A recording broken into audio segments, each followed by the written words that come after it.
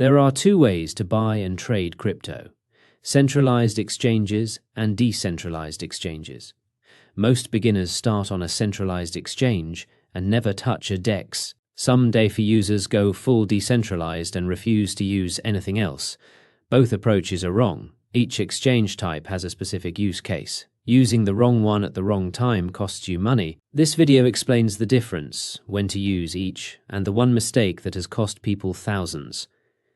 A centralized exchange is a company that holds your crypto on your behalf. Coinbase, Binance, Kraken, Gemini. These are centralized exchanges. You create an account, you verify your identity with a government ID, you deposit money from your bank, you buy crypto. The exchange holds it in their wallet. You see a balance on a screen. That balance is a promise from the company, not actual crypto in your control. This is the same model as a bank. You trust the institution to hold your money and give it back when you ask. A decentralized exchange is a smart contract. Uniswap, SushiSwap, PancakeSwap. These are DEXs. There is no company. There is no account. There is no ID verification. You connect your own wallet, MetaMask, Phantom, Ledger, and trade directly from it. The smart contract executes automatically.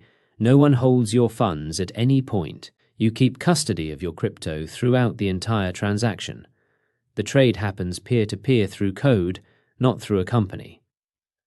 Here is what centralized exchanges do better. Fiat on-ramp. You can deposit dollars, euros, or any local currency directly. DEXs don't accept fiat. You can only trade crypto for crypto. If you're converting cash into crypto for the first time, you need a CEX. Customer support. If something goes wrong on a centralized exchange, there's a team you can contact. Slow and imperfect, but it exists. On a DEX, there is no support. The code executed. The transaction is final. Liquidity. Major centralized exchanges have deep liquidity on all major coins. You can buy or sell large amounts without significantly moving the price. Some DEX pools are thin. A large trade on a low liquidity DEX can move the price against you significantly. Here is what decentralized exchanges do better. Access to new tokens. Coins list on DEXs before they ever reach Coinbase or Binance. If a project launches and you want early access, a DEX is the only place to get it. No KYC. Decentralized exchanges don't require identity verification. You connect a wallet and trade. For people in countries with restricted access to financial services, this matters. Self-custody. Your funds never leave your wallet. You're not trusting a company with your crypto. The risk of exchange collapse, like FTX, doesn't exist on a DEX. The smart contract either works or it doesn't. The FTX collapse is the most important case study here. FTX was one of the largest centralized exchanges in the world. In November 2022, it collapsed overnight. Billions in customer funds were lost. People who held crypto on FTX lost everything. People who held crypto in their own wallets and used DEXs lost nothing. This is not an argument that all centralized exchanges are frauds. Coinbase and Kraken are regulated, audited, and legitimate. But it is an argument that any funds you're not actively trading should be in a wallet you control, not on an exchange. Now the mistake that costs thousands. Network mismatch. When you withdraw crypto from a centralized exchange to a DEX or personal wallet, you must select the correct network. Ethereum on the Ethereum network, BNB on the BNB smart chain, USDC on Arbitrum if you're moving to an Arbitrum wallet. If you send Ethereum using the BNB smart chain network to an Ethereum address, the funds disappear.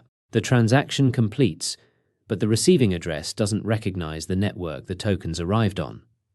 Recovery is complicated, sometimes impossible, and often requires paying a developer. This mistake has cost people thousands.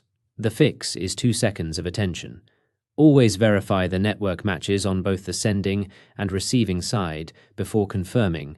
The practical setup that works. Use a centralized exchange, Coinbase or Kraken, as your fiat on-ramp. Buy your crypto there, then withdraw to a hardware wallet like Ledger for long-term storage. Use a DEX only when you need access to tokens not listed on centralized exchanges, or when you're actively participating in DeFi. Never keep large amounts on a centralized exchange long term. The exchange is for buying, the wallet is for holding.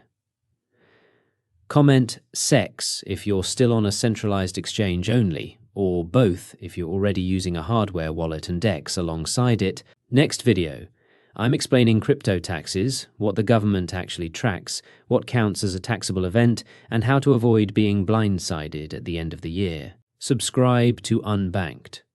The old money had a head start. You have the internet.